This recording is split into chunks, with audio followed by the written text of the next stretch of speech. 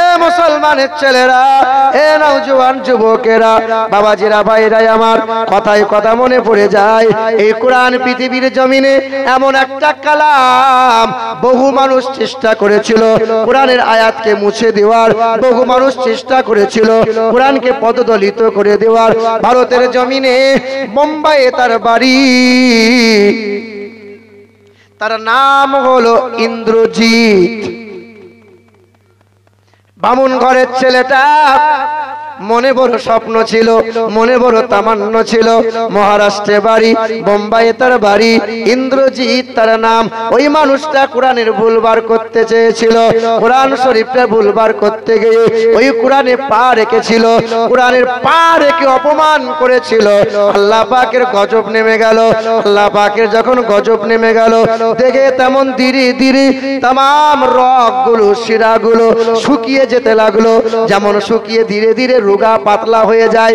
মানুষ তখন বলল, তুমি আল্লাহর কালামের সাথে বেয়াদবি করেছো। দেখবেন সোশ্যাল মিডিয়ায়, চাইনাতে বলেন, ইন্ডিয়াতেও বলেন, কিছু ইসলাম বিরোধী বিদ্বেষী মানুষ কোরআন রেখে দিয়েছে, এই কোরআনের ওপরে পা দিয়ে দাঁড়িয়ে আছে। খুব আনন্দ, দেখো দেখো কোরআনের ওপর পা দিয়েছি, কিছু হয় না। হবে হবে, ঠাড়ো হয়ে দাঁড়া, একদিন হবে, একদিন হবে। বোম্বাইয়ে তার বাড়ি।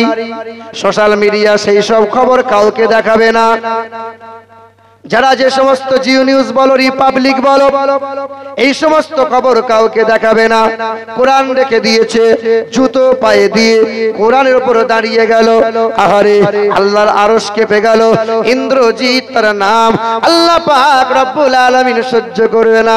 বেশ কিছুদিন পার হয়ে গেল, সোশ্যাল মিডিয়াতে কিছু মানুষ তাকে বাহবা দিল, তার হয়ে সবাই কমেন্ট করতে লাগলো, মুসলমানদের কলিজায় আঘাত দিল। আল্লাহ পাকের গজব নেমে গেল। ধীরে ধীরে হাত পা সব ব্যাকা হতে লাগলো, হাত পা ব্যাকা হয়ে যাচ্ছে। এই মানুষটা কি করলো? কোরআনকে অপমান করতে গিয়ে, কোরআনকে অপদস্থ করতে গিয়ে আল্লাহর গজবে পতিত হয়ে গেল। ডক্টরি চিকিৎসা শুরু করে দিল, আর ডাক্তারের রোগ খুঁজে পায় না। কেমন করে হয়? চিকিৎসায় কোনো শিফা নাই, কোনো সুস্থতা নাই। ইন্দ্রজিৎ নামে ওই ব্রাহ্মণ ঘরের ছেলেটা গলায় পইতে ঝুলিয়ে নিয়ে ওই মানুষটা কি করেছিল? ওই মানুষটা আল্লাহর কালামকে মাথায় নিয়ে আবার ভুল স্বীকার করেছিল। ভুল হয়ে গেছে, কাল আমি পায়ে রেখেছিলাম, কাল আমি অপমান করেছিলাম, আজ আমি কোরআনটা মাথায় নিয়ে ভুল স্বীকার করছি। এক মহান প্রতিপালকের দরবারে মাফ চাইছি। 3 মাস কেটে গেল, 4 মাস কেটে গেল। আল্লাহ পাক রব্বুল আলামিন তাকে সুস্থতা দান করলেন। এই বামুন ঘরের ছেলেটা কোরআন বুকে নিয়ে আরবি পড়া শিখতে শুরু করলো। আরবি পড়া শিখলো, কোরআনটা রিসার্চ করলো, কোরআনটা তেলাওয়াত করলো, অনুবাদগুলো পড়লো।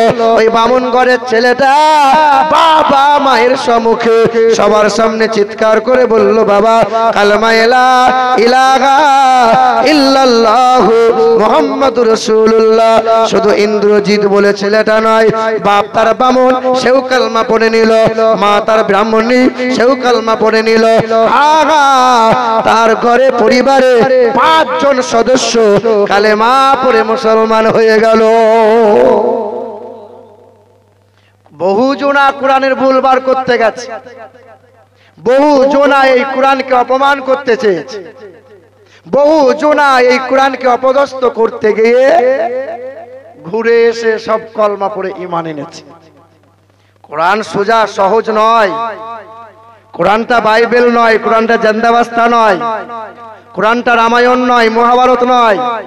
এটা এমন একটা কিতাব, কোন কবির কাব্য নয়, কোন বৈজ্ঞানিকের বিজ্ঞান নয়, কোন ঐতিহাসিকের ইতিহাস নয়, কোন ভৌগোলিকের ভূগোল নয়। এটা এমন একটা কালাম, ওয়াইন্নাহু লাতানজিল রব্বুল আলামিন। এই মহান মালা, মহান মালিকের মহান নিয়ামত, মহা আমানত, যার নাম আল কোরআন, কোন অক্ষমতা দুর্বলতা পাবে না। বাবাজিরা, ভাইরা আমার, মুসলমানের ছেলেরা, নওজোয়ান যুবকেরা, ফ্রান্সের মমির স্পেশালিস্ট সার্জন ডাক্তার 1980 সালে, যার নাম হলো ডক্টর মরিস বুখাইলি, ওই মানুষটা কোরআনের ভুল বার করতে চেয়েছিল। যখন মিশরে একটা কনফারেন্সে হাজির হয়েছিল, শত আলেম ওলামারা বক্তারা যখন বক্তব্য রেখেছিল, 4 মিনিট 5 মিনিট 10 মিনিট করে বক্তব্য রেখেছিল, সবাই যখন সবার মুখে কোরআনের মর্যাদার কথা শোনা যায়, কোরআনের সম্মানের কথা পাওয়া যায়, কোরআনে কোনো ভুল নাই, সব বক্তারা বক্তব্য দিয়ে চলে গেল, তখন এই খ্রিস্টান ধর্মের অনুসারী ফ্রান্সের বিখ্যাত সার্জন ডক্টর মরিস বুখাইলি হাসতেছিল। কেনই বা হাসবে না? মানুষটা ছিল ইসলাম বিরোধী মানুষ। এই মানুষটা হেসে হেসে বলছিল, বাইবেল পড়লাম আমি, বাইবেলে ভুল পেয়েছি, রামায়ণ পড়লাম আমি, রামায়ণে ভুল পেয়েছি, জান্দাবাস্তা ত্রিপিটক পড়লাম আমি, সেখানেও ভুল পেয়েছি। আর মুসলমানরা বক্তব্য রাখছে কোরআনে কোনো ভুল নাই, ভুল বার করেই ছাড়ব। বাবাজিরা, ভাইরাই আমার, মুসলমানের ছেলেরা, নওজোয়ান যুবকেরা, ওই মরিস বুখাইলি 1980 সালে কোরআনটা তেলাওয়াত করা শুরু করে দিল, আরবি ভাষাকে আয়ত্ত নিল, সূরা ফাতিহা থেকে পড়তে পড়তে অনুবাদগুলো পড়তে রিসার্চ করতে করতে 1 বছর নয় 5টা বছর পার করলেন। 5টা বছর অতিক্রম করার পরে এই মরিস বুখাইলি শত সাংবাদিকদের সম্মুখে দাঁড়িয়ে বলেছিল, তোমরা দেশ বিদেশে প্রচার করে দাও, বাইবেলে ভুল পেয়েছি, জান্দাবাস্তায় ভুল পেয়েছি, তাই কোরআনে ভুল বার করব বলে 5 বছর ধরে রিসার্চ করলাম, রিসার্চ করে জানতে পারলাম সূরা ফাতিহা থেকে নাস পর্যন্ত পড়ে কোরআনেতে বিন্দু মাত্র কোনো ভুল নাই। কোরআনের মতো কিতাব পৃথিবীর জমিনে 2টা নাই, আর ওয়াইন্নাকা আলা খুলুকিন আযীম, নবীর মতো মহা চরিত্রবান মহাপুরুষ পৃথিবীর জমিনে 2টা নাই। এই মানুষটা কালেমা পড়ে নিল, কালেমা পড়ে নিয়ে নিজের নামটা পাল্টে দিয়ে নাম রেখে দিল সুলাইমান, আর চিৎকার করে বলল, লা ইলাহা ইল্লাল্লাহু মুহাম্মাদুর রাসূলুল্লাহ। হাসতে হাসতে কোরআন বুকে নিয়ে বাড়ি ফিরে গেল। মানুষটা একদিন কোরআনের ভুল ভাল করতে চেয়েছিল। বেদ বলে দিয়েছে, শোনো, পৃথিবীর জমিনে সর্বশ্রেষ্ঠ ব্যক্তি হলেন নবী মুহাম্মদ সাল্লাল্লাহু আলাইহি ওয়াসাল্লাম, আর পৃথিবীর জমিনে সর্বশ্রেষ্ঠ কিতাব হলো আল কোরআন। অততে সাং ভবিষ্যতে মনংসেবে সদা নিব বাসুদেবাঙ্গারাঙ্গীতি পন্ন গন্ধানিল স্পর্শম ঈশ্ব সর্বস্ব জগতাং ব্রহ্ম সর্বদং খালিদং ধর্মবাহং। ও নমো হতারমিন্দ্র মহাশরীন্দ্রম ইয়া দেবী সর্বভূতে শান্তি রূপে। ওং নমস্তু তস্যৈ নমঃ নমঃ। ও নমো ব্রহ্মাণ্ড প্রবাসিতো নমো কল্যাণ শান্তি যুগে যুগে নমঃ সর্বদা তো কল্যাণ। বসুমতী গৌরী ঋষি মৃত্যু যারা মৃত্যু আগমনী নমঃ। বেদ বলে দিয়েছে, শোনো, দেখবেন হিন্দুরা সরস্বতীকে বলে বিদ্যার মালিক, আর লক্ষ্মীকে বলে লক্ষ্মী হলো রুজির মালিক, আর লোহা লক্কর হলো বিশ্বকর্মা। বলেন বলেন, লোহা লক্করের মালিক হলো বিশ্বকর্মা। অথচ ওনাদের ধর্মগ্রন্থ বেদে বলছে আসমানের মালিক যিনি, জমিনের মালিক তিনি, রুজির মালিক যিনি, হায়াত আর মওতের মালিক তিনি। তিনি ন দ্বিতীয়ম ন তৃতীয়ম চতুর্থ ন পঞ্চমতে, তিনি 2টা নয়, 3টা নয়, 4টা 10টা নয়, তিনি হবেন এক অদ্বিতীয় লা শারীকা লাহ, তিনি আল্লাহু আল্লাহ, তিনি আল্লাহ। আল্লাহকে দেখেছেন আপনারা? আল্লাহকে দেখেননি? কিছুদিন আগে তারকেশ্বরে জালসা করতে গিয়ে, তারকেশ্বর মানে হিন্দু ভাইরা শিবের মাথায় জল ঢালতে যায় না, তারকেশ্বরে জালসা করতে গেছি। তা জালসা করে আমি ট্রেনে করে বাড়ি ফিরছিলাম, তা কয়েকটা হিন্দু ঘরের ছেলে শিবের মাথায় জল ঢেলে তারাও ট্রেনে বাড়ি ফিরছে। এমন সময় আমাকে বলছে, হুজুর আপনাকে একটা কথা জিজ্ঞাসা করব। তাই বললাম, করো। তা বলে, আপনারা যে নামাজ পড়েন, সিজদা করেন, মাথা ঠোকেন, তা আপনারা আল্লাহকে দেখতে পান?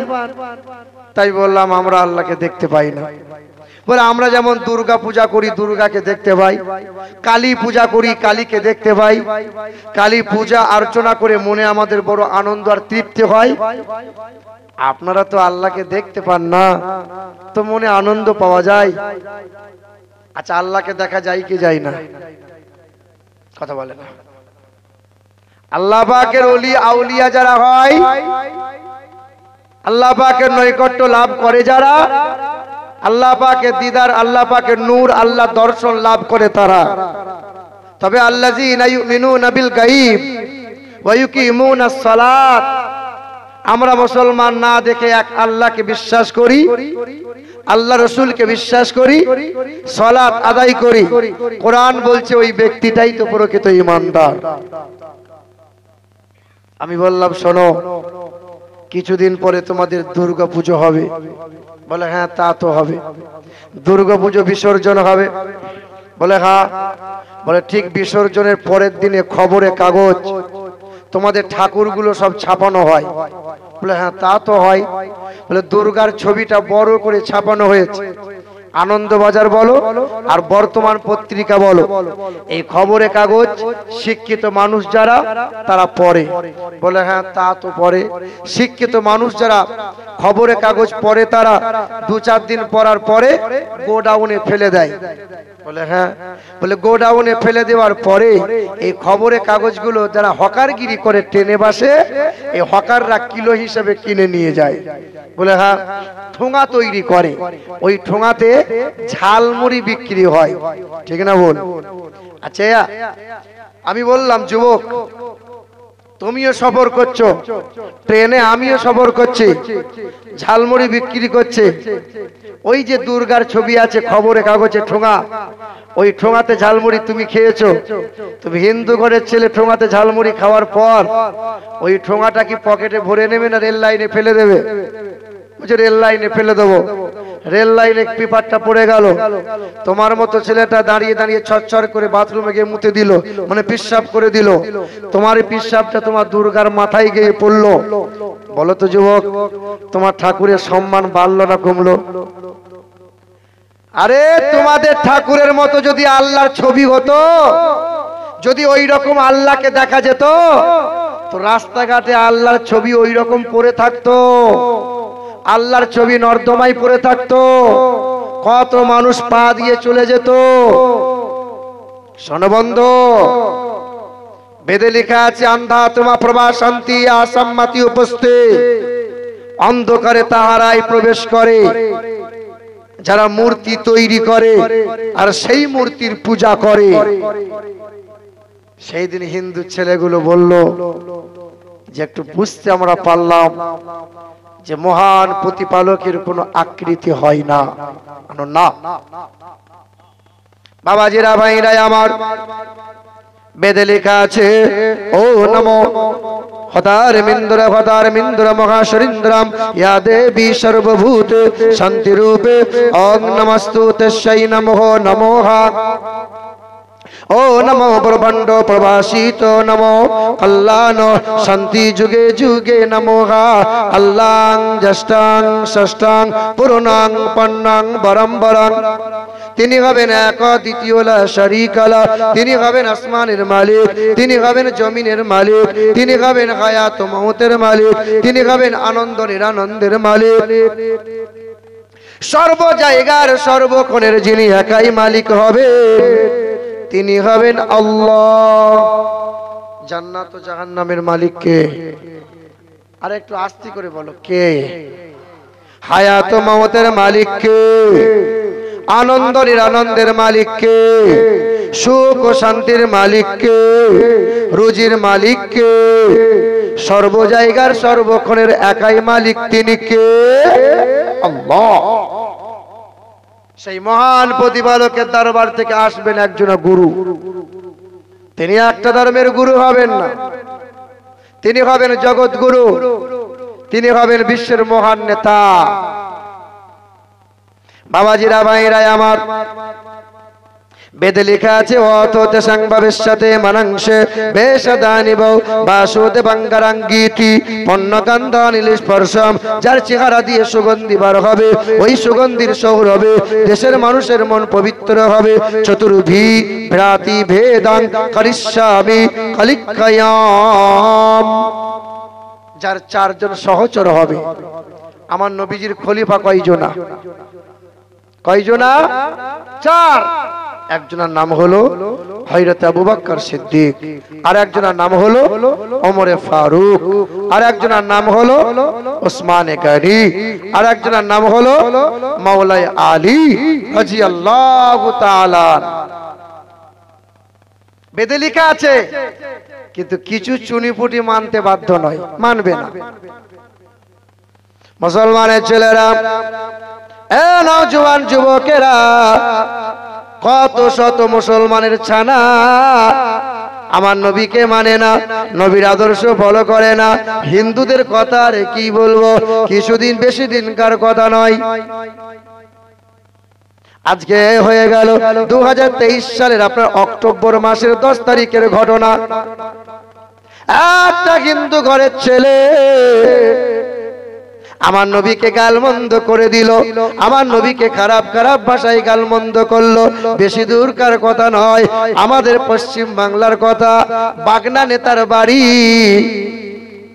হাওড়া জেলা বাগনান। আমার দয়ার নবী সাল্লাল্লাহু আলাইহি ওয়াসাল্লামের শানে বেয়াদবি নামক কথা বলে দিল। তারপরেও ছেলের পরিচয়টা নাকি ভুল, মানে প্রশাসনের দিক দিয়ে তার পরিচয়টা গোপন করে দিল, সত্য জানতে দিল না।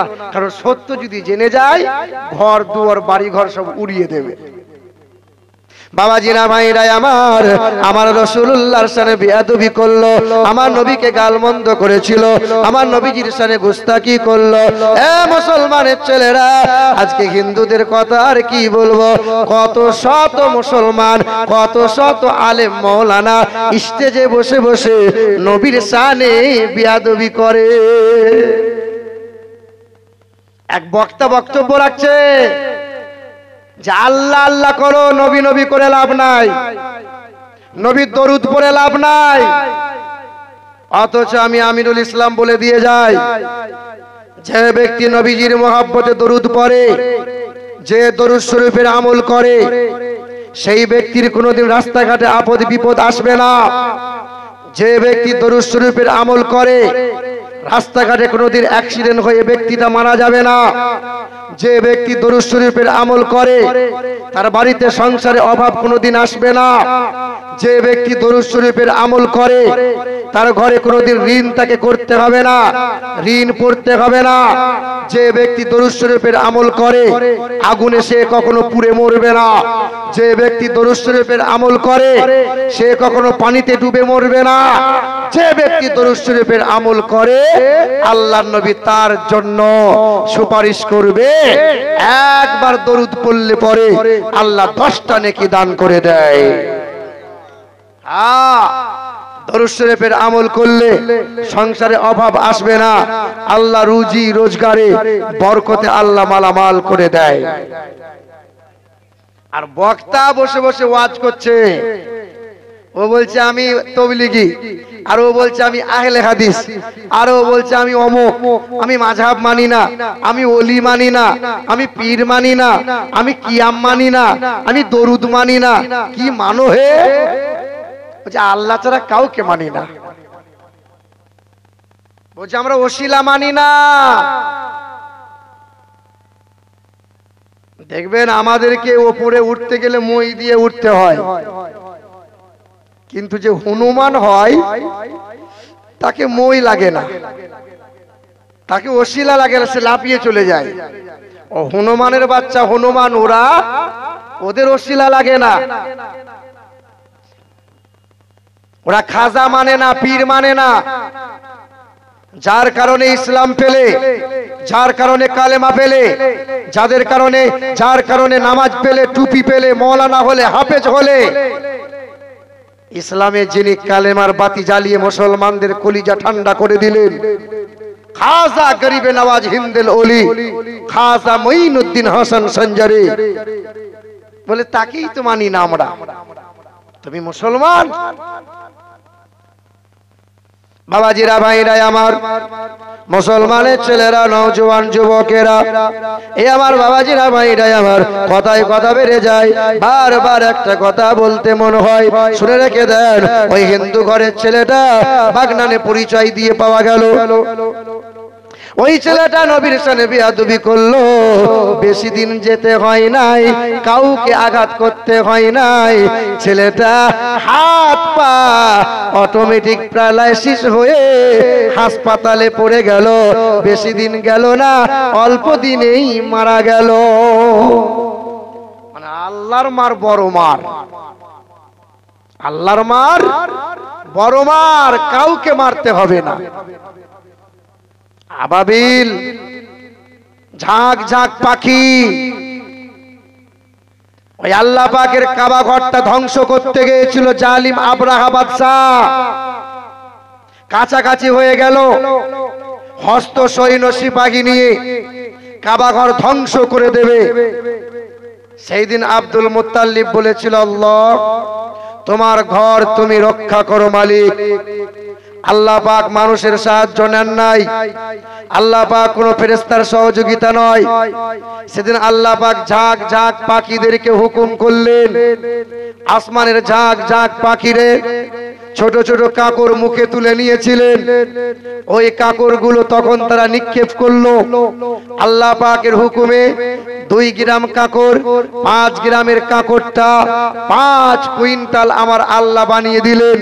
কাকর পড়তে দেরি, জালিম গুলো কাকরের আঘাতে, ওই পাথরের আঘাতে একে একে ধ্বংস হয়ে জাহান্নামে চলে গেল। কাকর দিয়ে নিক্ষেপ, কাকর নিক্ষেপ করে বেঈমানকে ধ্বংস করেছেন আমার আল্লাহ।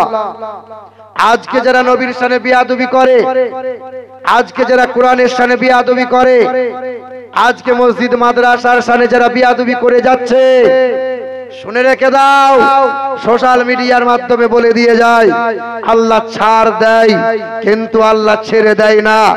এমন একটা দিন আসবে যেই দিন আল্লাহ চেপে ধরবে, সেদিন মা বলার সুযোগ পাবে না। বাবাজিরা, ভাইরা আমার, মুসলমানের ছেলেরা, নওজোয়ান যুবকেরা, এই আমার বাবাজিরা, ভাইরা আমার, খবর নিয়ে দেখা যাও। বারবার একটা কথা বলতে মন হয়, কিছু মানুষ আমার কাছে আবদার করেছে যে ওয়াজটা সব জায়গায়, মানে প্রায় জায়গায় করতে হয়। আবদারের কারণে শুনে রেখে দেন, ওই বামুনগড়ের ছেলেটার কথা বলতে বলা হয়েছে। বামুনগড়ের ছেলে, বাংলাদেশে বাড়ি, বাবার নাম হলো শশীকান্ত ভট্টাচার্য, ছেলেটার নাম হলো সুশান্ত ভট্টাচার্য। ওই বামুনগড়ের ছেলেটা ঢাকা বিশ্ববিদ্যালয় থেকে AA কমপ্লিট করে নিয়েছিল। চাকরি তালাশ করে করে বেড়ায়, চাকরি যখন কপালে জুটলো না, বাবা বলেছিল, খোকা আয়, যোগ্য করে গলায় পইতে ঝুলিয়ে নাও, বামুন হয়ে যাবে। তো বাপ বামুন মানে ছেলেও বামুন। গলায় পইতে নিয়ে দুর্গা পূজা করে, সরস্বতী পূজা করে, কালী পূজা করে, পূজা করে করে বেড়ায়। সন্ধ্যাবেলায় বেদ পড়ে, রামায়ণ পড়ে। বামুন ঘরের শিক্ষিত ছেলেটা তার বেদ রামায়ণ খুলে দেখতে পাচ্ছে যে বেদে লেখা আছে, মংমদাবতী তাদিবদকরন্তে পুরকিতিরিতা বিরসনাং বক্কায়েত সদা বেদা শস্ত্রশ্রীতা ও নমো ইন্দ্র জো না উপস্রোত নামেন রসংসা ভবিষ্যতে। যে পৃথিবীর জমিনে আসবেন একজন গুরু, যার নামের প্রথম অক্ষর হবে ম, শেষের অক্ষর হবে দ, তিনি হবেন সততা, তিনি হবেন সত্যপ্রিয়, তিনি বীর্য মাংস ভক্ষণ করিবেন। ইন্দ্র জোনা উপস্রোত নাম নরসংসা ভবিষ্যতে, তার নাম হবে নরসংসা, যা আরবি করলে হবে মুহাম্মদুর রাসূলুল্লাহ।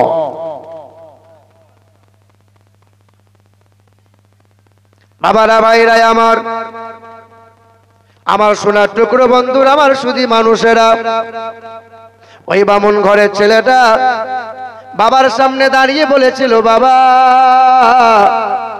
তুমি যদি আমাকে অনুমতি দাও, আমি তো বাইবেল পড়তে জানি, আমি ত্রিপিটক পড়তে জানি, আমি রামায়ণটা পড়তে জানি, আমি মহাভারত পড়তে জানি, তুমি যদি আমাকে অনুমতি দাও, ইসলাম ধর্মের মহাগ্রন্থ আল কোরআন আমি পড়তে চাই,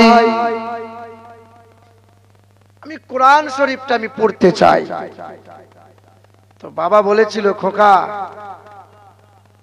তুমি বাইবেল পড়ো, জান্দাবাস্তা পড়ো, সব পড়ো, কিন্তু কোরআন তুমি পড়তে যেও না, কারণ কোরআন এমন একটা কালাম, হাযা বায়ানুল লিন্নাস, কোরআনের বাণী, আল্লাহর বাণী সবাই পড়তে পারে, কিন্তু কোরআন পড়ে কত শত বৈজ্ঞানিক কালেমা পড়ে ইমানদার হয়ে যায়।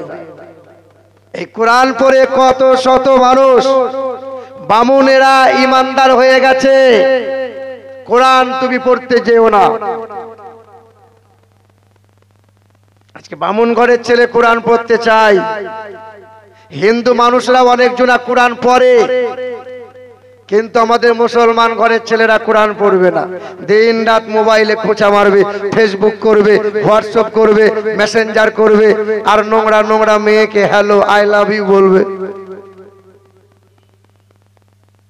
আপনার ছেলে, আপনার ছেলে, আপনার মেয়ে রাত হলে পরে নোংরা ভিডিও দেখে, নোংরা ছবি দেখে, নোংরা সিনেমা দেখে, কত পর্ণ ছবি দেখে, কত ছেলে মেয়ে হস্তমৈথুন করে।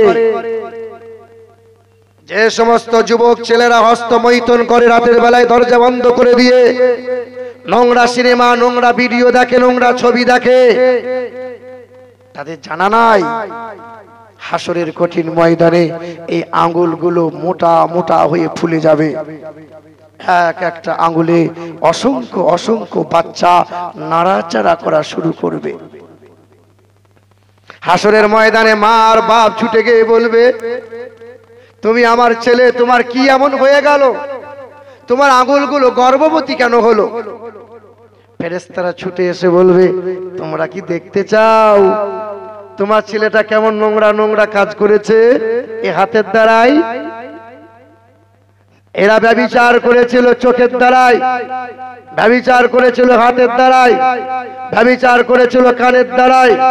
ব্যভিচারিণীকে যখন জাহান্নামে দেয়া হবে, জাহান্নামীরা চিৎকার করে বলবে, কাকে জাহান্নামে দিলে? যাদের দুর্গন্ধের কারণে জাহান্নামে আমরা টিকতে পারি না, যাদের দুর্গন্ধের কারণে জাহান্নামীরাই টিকতে পারে না। তাদের লজ্জা স্থান থেকে পুঁজ আর রক্ত এত দুর্গন্ধ বার হয়। যুবক ছেলে, যুবক মেয়ে, আমি তোমাকে বলে দিয়ে যাই, মোবাইল চালাচ্ছ, এখন তো মোবাইলে বাংলা কোরআন পাওয়া যায়, সূরা কালামগুলো পাওয়া যায়, সূরা ফিল পড়ো, জিলজিলা পড়ো, যে কোনো সূরা অনুবাদ পড়ো, মুখস্থ করো, কত হাদিসের কিতাব পাওয়া যায়, পড়ো, শেখো না। ও ফাংশন করবে, ও নাচবে, ও গান ডিজে বাজাবে, লজ্জা শরম তো নাই, আর বাপগুলো তো সব মরে গেল। আমরা তো ছেলে মানুষ করতে পারলাম না। হযরতে বাবা কুতুবউদ্দিন বখতিয়ার কাকি রহমতুল্লাহ আলাই, যিনি ছিলেন খাজা গরিব নওয়াজের প্রধান খলিফা, মার বাপ 4 বছরের ছেলেকে নিয়ে এলাকার হযরতে বাবা হামিদউদ্দিনের দরবারে গিয়েছিলেন। পর্দার আড়াল থেকে বলছেন, হুজুর আমার ছেলেটাকে একটু বিসমিল্লাহ বলে মাথায় হাত বুলিয়ে দেন। বলে বেটি বয়স কত ছেলের? बोले 4 बच्चों। बोले 4 साल का बच्चे को मैं बिस्मिल्लाह खानी नहीं करता। 4 বছরের ছেলেকে বিসমিল্লাহ খানি করাবো না, একটু বড় হোক তারপরে নিয়ে আসিও। বলে না হুজুর একটু করিয়ে দেন, একটু বিসমিল্লাহ পড়িয়ে দেন। 4 বছরের ছেলে সামনে এসেছে। বাবু কি নাম? বলে আমার নাম হলো কুতুবউদ্দিন। বলে পড়ো বিসমিল্লাহির রহমানির রহিম। সঙ্গে সঙ্গে 4 বছরের ছেলেটা বিসমিল্লাহ পড়া বাদ দিয়ে শুরু করে দিলেন আউযু বিল্লাহি মিনাশ শাইতানির রাজিম বিসমিল্লাহির রহমানির রহিম আলহামদুলিল্লাহি রাব্বিল আলামিন আর রহমানির রহিম মালিকি ইয়াউমিদ্দিন। সূরা ফাতিহা শেষ হয়ে গেল। আবার পড়তে শুরু করলেন আলিফ লাম মিম যালিকাল কিতাবু লা রাইবা ফিহি। পড়তে পড়তে সূরা বাকারা শেষ হয়ে গেল।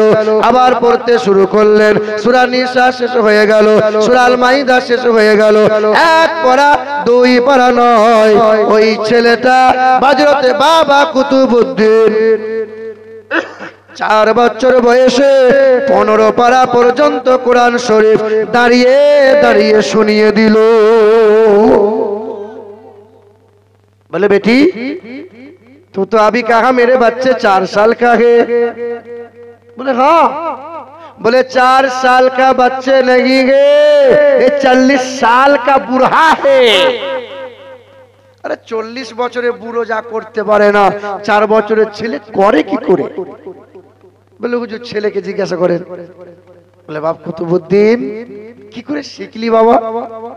বলে হুজুর আমি আমার মায়ের স্তরে মুখ লাগিয়ে 30 মাস মানে 2.5 বছর দুগ্ধ পান করেছি। আমি আমার মায়ের স্তরে যতবার দুগ্ধ পান করেছি ততবার আমার মা ওযু করে আমাকে দুগ্ধ দিয়েছেন। কোন কোন সময় যদি আমার মা অপবিত্র হয়ে যেতেন সঙ্গে সঙ্গে গোসল করে নিয়ে আমার মা আমাকে বুকে তুলে নিতেন, মুখটা স্তনে লাগিয়ে দিতাম, কানটা খাড়া করে রাখতাম। আমার মা কানের কাছে গুনগুন করে 1 থেকে 15 পারা পর্যন্ত কোরআন শরীফ রিপিট রিপিট, কখনো 1 পারা, কখনো 2 পারা, কখনো 4 পারা এই রকম করে শোনাতেন। আমি মায়ের কোলে শুয়ে শুয়ে 2.5 বছর বয়সে অর্ধেকটা কোরআন আমি মুখস্থ করে নিয়েছি। তোমার বৌমা সূরা কালাম শিখাইয়ে না, ও মোবাইল দেবে, লে মোবাইল লে, মোবাইল দেখ, কার্টুন দেখ, শুতে যাই তো মোবাইল, ঘুম থেকে ওঠে তো মোবাইল, খাবার খাই তো মোবাইল। ও জানে না ছেলের ভবিষ্যৎ নষ্ট করে দিল, ছেলের ভবিষ্যৎ ধ্বংস করে দিচ্ছে। ও বাপ হয়ে ও মা হয়ে কত জন আছে এইরকম, কত শত আছে। মুসলমান সোনার টুকরো বন্ধুরা আমার, সুধী মানুষেরা, কলকাতার পিজি হাসপাতালে একজন ডাক্তার বলছেন যে এমন একটা সময় আসবে 2-4 বছর পরে দেখবেন বেশিরভাগ ছেলেরা বিনা চশমায় আর দেখতে পাবে না, আর 100-র মধ্যে 70টা ছেলে হিস্টেরিয়া হয়ে যাবে, নার্ভের সমস্যা এসে যাবে। একমাত্র কারণ হলো মোবাইল। আপনার ছেলে খাবার খায় না, ও খাবার গিলে গিলে নেয়। খাবার খাওয়াচ্ছেন আপনি, ছেলে মোবাইল দেখছে। হ্যাঁ, বিজ্ঞান বলে, চিকিৎসা বিজ্ঞানটা বলে মানুষ যখন খাবার খায় জিহ্বা থেকে লালা বার হয়, যে লালা মানুষের হজম ক্ষমতাকে বাড়িয়ে দেয়।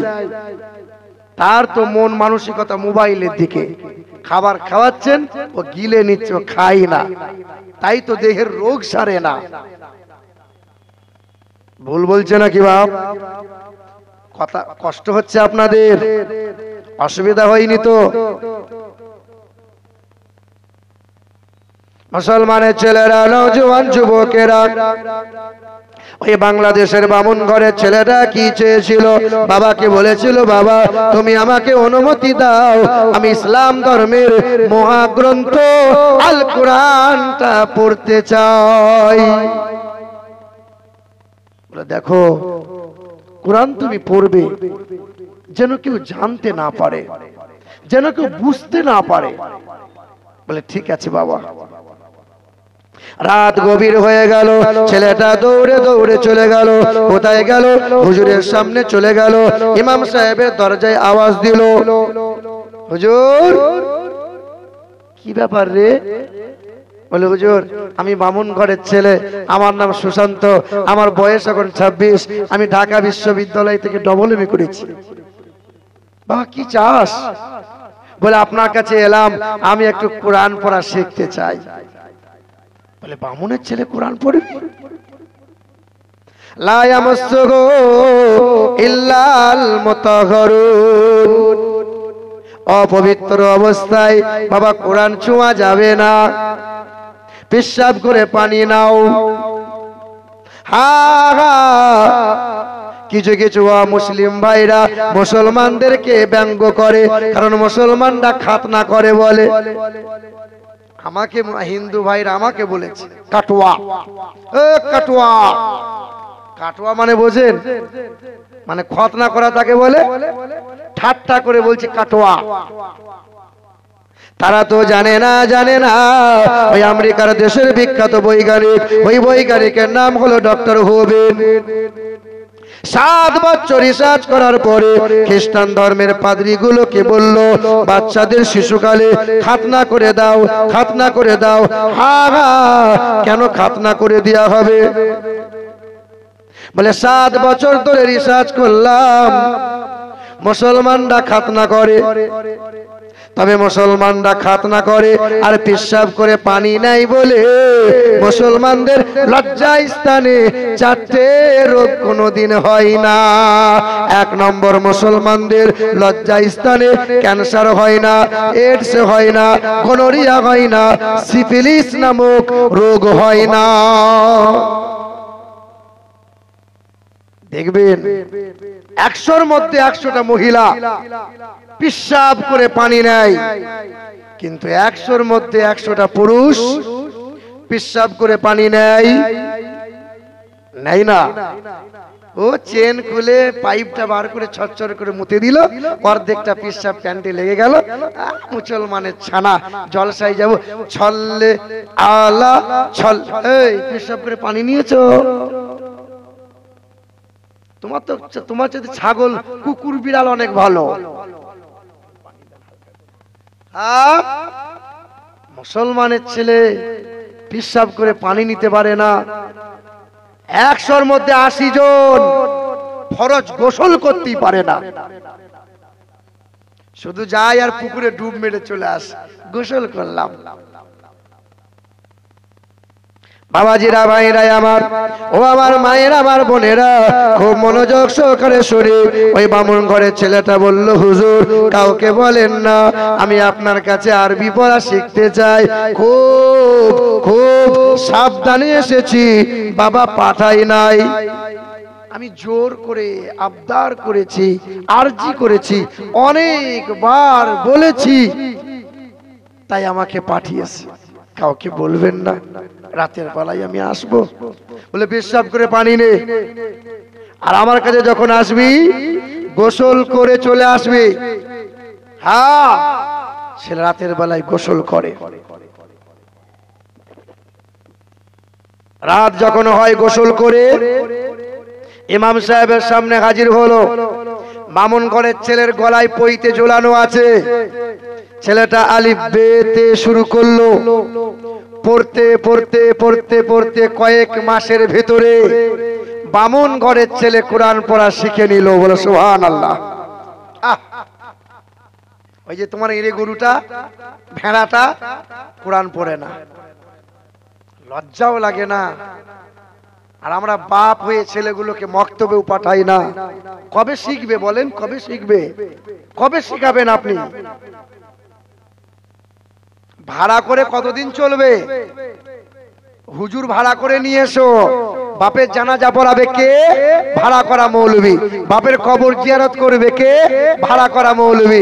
বাপের জন্য দোয়া করবে কে? ভাড়া করা মৌলবি। বাপের জন্য কুলখানি করবে কে? ভাড়া করা। তোমার ছেলে কি করলো? শুধু জমি জায়গা সম্পদ বুঝে নিল, আর কিছু নাই।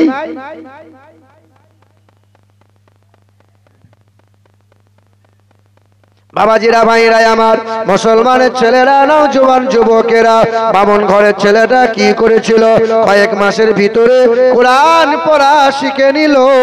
যেমন কোরআন পড়া শিখে নিল, বাড়ি চলে গেল। এবার বাড়িতে বসে বসে অনুবাদ গুলো দেখে, কোরআনটা বোঝে, সূরা রহমানটা পড়ে, সূরা ওয়াকিয়া পড়ে, সূরা মুলক পড়ে। পড়তে পড়তে পড়তে পড়ে যত মন্ত্র ছিল, যত কবিতা জানা ছিল, যত গান ছিল, সব ভুলে গিয়ে কোরআন অন্তরে জায়গা নিয়ে নিল। আর কিছু ভালো লাগে না।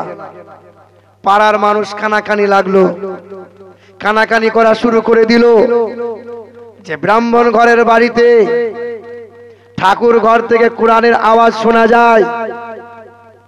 ছুটে এসে মা বলল, খোকা কোরআন পড়িস নে, তোর বাবা জানতে পারলে তোকে ঘর থেকে বার করে দেবে, তোর বাড়িতে ঠাঁই হবে না। দেখবেন মা কিন্তু মাই হয়, সে হিন্দু ঘরের হোক আর মুসলমান ঘরের হোক, মা মা হয়। প্রতিটা মাকে 10 মাস এই পেটে ধরার যন্ত্রণা ভোগ করতে হয়। মা তো মা হয়, প্রতিটা মাকে প্রসবের বেদনা যন্ত্রণা ভোগ করতে হয়। এখানে কত সন্তান বসে আছে, বাপ মায়ের সাথে কথা বন্ধ করে দিয়েছে, দিয়ে মাথায় টুপি পরে হুজুর সেজে বসে আছে।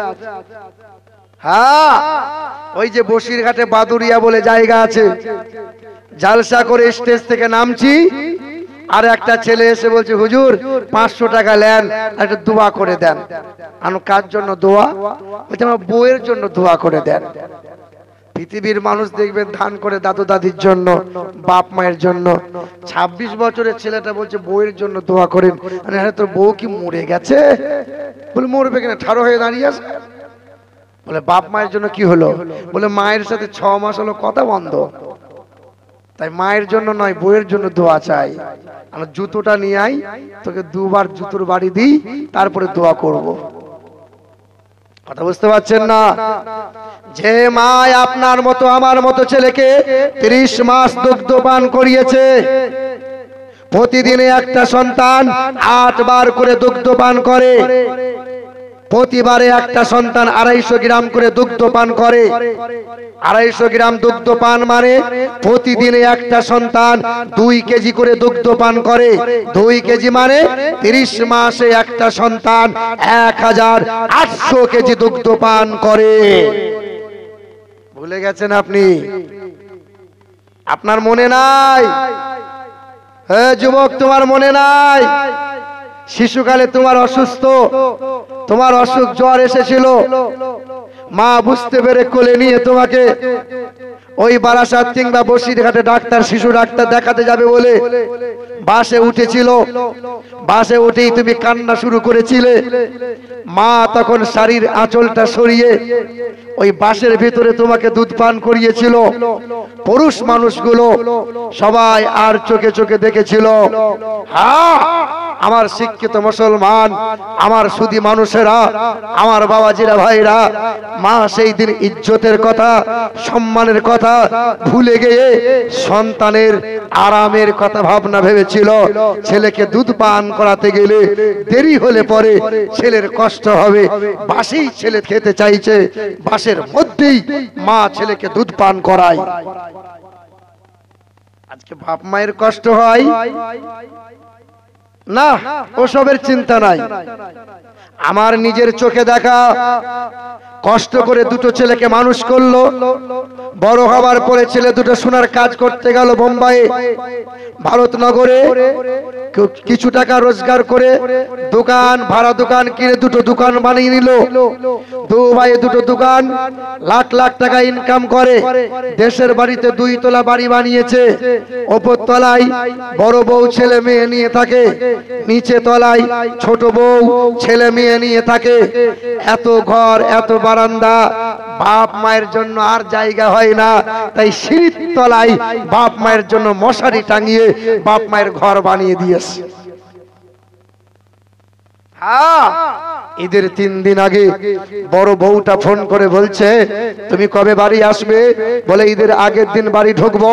বলে আমি যে তোমাকে শাড়ি আনতে বলেছিলাম, আমার কথা আমার জন্য মনে আছে? আমার মায়ের জন্য তাঁতের শাড়ি, আমার বোনের জন্য একটা এইরকম ফরক, আমার ছেলে মেয়ের জন্য এইরকম পোশাক, তোমার কি মনে আছে? বোম্বাই থেকে ফোনে কথা হচ্ছে, সব মনে আছে, সব কেনাকাটা হয়ে গেছে। এবার আব্বা আর মায়ের জন্য জামা কাপড় কিনেই এবার বাড়ি চলে যাব। তখন এই বউটা বলছে, তোমার কি টাকার কুটকুটুনি ধরেছে? হ্যাঁ, তুমি কেন বাপ মায়ের জন্য জামা কাপড় আনবে?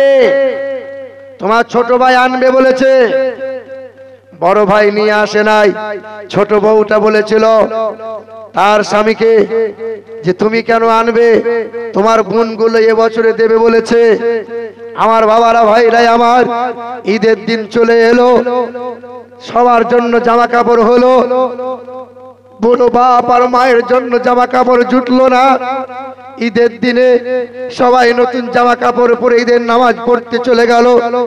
বুড়ো বাপটা সেই দিন চোখে ছল ছল পানি, 3 মাস আগেকার পুরাতন লুঙ্গিটা পরে, আগের বছরের মেয়ের দেওয়া পাঞ্জাবিটা পরে, চোখে ছল ছল পানি নিয়ে, লাঠিটা ভর করে, চোখে চশমাটা দিয়ে ঈদের নামাজটা পড়ে পা পা করে বাড়ি চলে এলো। সেদিন বলেছিল, জানো জানো আব্দুর রহমানের আব্বা, মাঝে মধ্যে আমার এই পেটে যন্ত্রণা হয়। বলে কেন রে? বলে বড় ছেলেটা প্রসব বেদনের সময় আমার যে সিজার করতে হয়েছিল, আমার যে পেটটা কাটতে হয়েছিল, আমি কাটতে চাই নাই, ডাক্তার বাধ্য করে কাটতে হয়েছিল। আজ ওই সিজারের জায়গাটা বড় যন্ত্রণা হয়। সেদিন মুরব্বী ওই বাপটা বলেছিল, ছেলে মানুষ করে লাভ নাই গো, ছেলে পেটে ধরে কোনো লাভ নাই, ছেলেগুলো সব অমানুষ হয়ে গেল, ছেলেগুলোকে মানুষ করতে পারি নাই।